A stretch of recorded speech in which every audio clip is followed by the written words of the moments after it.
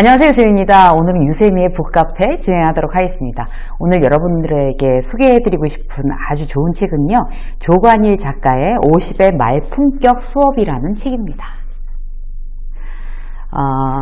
그 말하기에 대한 어떤 그런 이제 영상을 저도 잘 올리기 때문에 그 말 수업에 대한 책을 관심 있게 늘 보는 편이에요. 그런데 이번에 정말 알찬 실속 있는 그런 말 수업 책이 나와서 여러분들과 함께 하겠습니다. 제목에 50의 말품격이라고 써 있긴 하지만요, 이게 연령과 이제 내용 자체는 연령과 전혀 상관이 없어요. 그래서 그 단어, 말투, 태도가 깊어지는 50의 말 공부라는 부제가 붙어 있는데, 어떤 연령을 막론하고 평소에 우리의 말하기 어떤 습관의 교본이라고 할 수 있는 그런 책입니다. 오늘 함께 나누도록 하겠습니다. 우아한 말하기는 존중받는 삶을 만든다.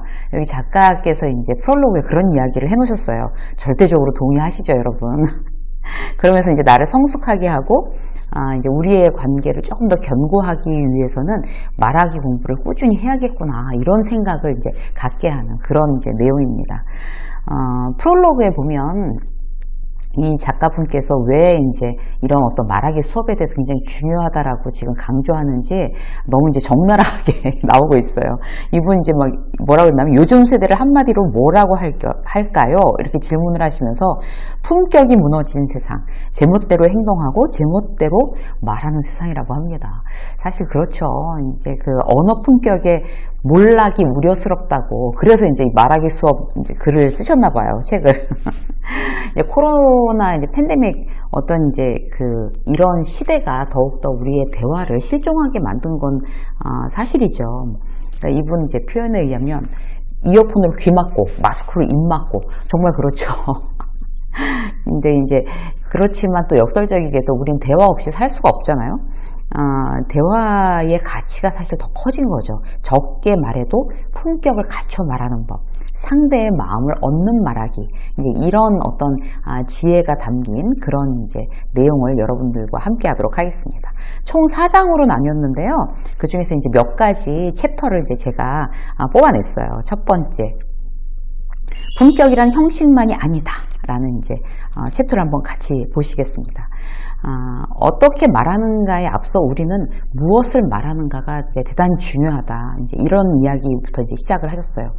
근데 정말 천박하기 이를 데 없는 화제, 그리고 말하기 이제 방법, 이제 이런 것들이 이제 문제라는 거죠. 우리가 줄임말도 많이 쓰고, 그리고 이제 이분이 지적하신 것 중에 제일 공감이 가는 게, 요즘 주로 사람들이 모여서 하는 이제 화제거리가 아파트 시세, 거침없이 이제 물어보는 거, 신뢰라고 생각 안 한다는 거죠. 거기 많이 올랐어요, 뭐 이런 거 있잖아요.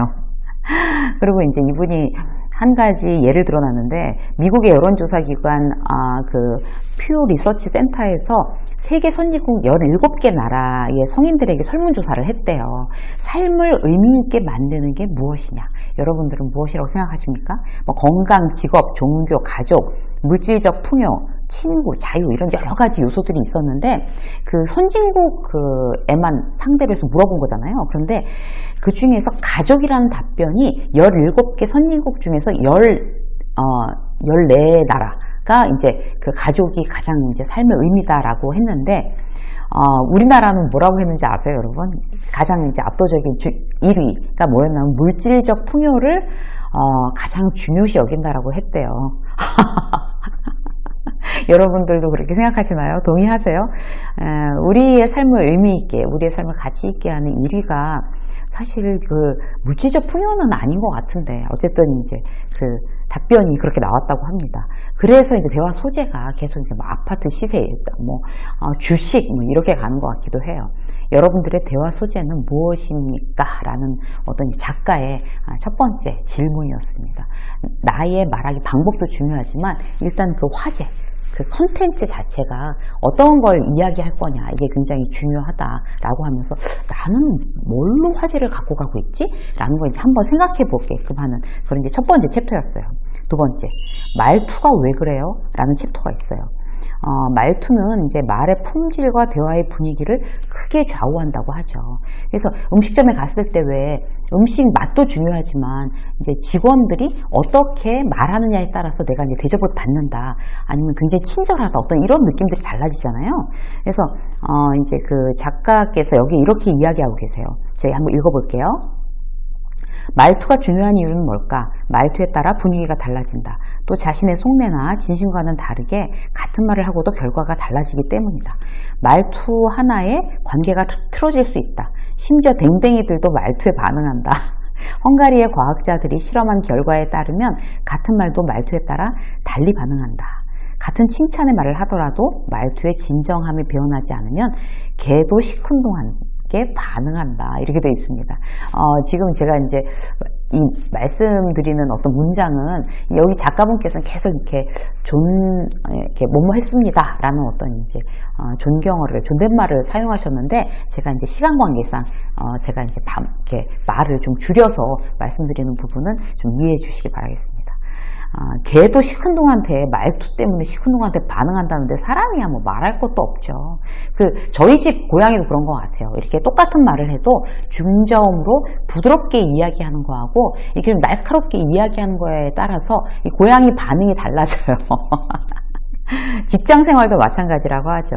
상사한테 어떤 건의를 할 때 말투가 이제 삐딱하거나 퉁명스러우면 그건 건의가 아니라 불만을 말하는 걸로 상대는 받아들인다는 거죠. 말투가 우리가 이제 이렇게 중요하다고 합니다. 이 책에 보면요, 토킹 클래스라고 이제 중간중간에 활용할 수 있는 게 나와 있는데, 여기에 이제 이 말투에 대해서 고부 갈등의 말투 갈등, 이제 이렇게 해서 하나 나온 게 있어요. 꼭 고쳐야 할 시어머니 말투. 명령투, 짜증투, 꾸중투, 빈정투. 빈정투는 뭘까요? 네가 웬일이니? 해가 서쪽에서 뜨겠다. 이런 빈정거리는 말투. 절대로 쓰면 안 되는 이제 말투라고 이제 작가분께서 이제 해놓고 계세요. 그러면 이제 며느리 말투 세 가지 뭘까요? 볼멘투. 이런 거 우리 그럴 수 있잖아요. 뭐 이렇게 입 이렇게 막 대빨 나와가지고 쫑알쫑알 혼잣말로 하는 거 진짜 보기 싫죠. 이제 절대로 이제 금해야 될 말투라는 거죠. 짜증투, 건성투. 네네 알겠습니다. 이게 건성으로 이야기하는 거. 회사에서도 정말 조심해야 되고 가족들한테도 이제 마찬가지입니다. 자, 세 번째 볼까요? 잡담과 수다의 품격, 이렇게 나와 있어요. 품격을 지키는 세 가지 원칙이라고 했는데, 이제 잡담이 사실 소통의 핵심이라고 말하는 분들도 많아요. 그래서 그 잡담조차 이제 품격 있는 수다를 떨어야 된다, 우리가. 그런데 작가분은 BBB라는 세 가지 원칙을 이제 설명하고 계세요. 첫 번째 B는 비난을 삼가라. 험담하지 말라는 거죠. 두 번째 비밀을 누설하지 마라. 이런 거 있잖아요. 너만 알고 있어. 이거 비밀인데. 비밀이 어딨어 이런데. 그죠? 이미 내 입에서 나가는 순간 그건 더 이상 비밀이 아닌 거죠. 그럴 사람이 아니야. 그런 거 이렇게 말하고 다닐 사람이 아니야. 라고 해서 믿었는데 그게 이제 말이 났어요. 그러면은 어떻게 그럴 수가 있어?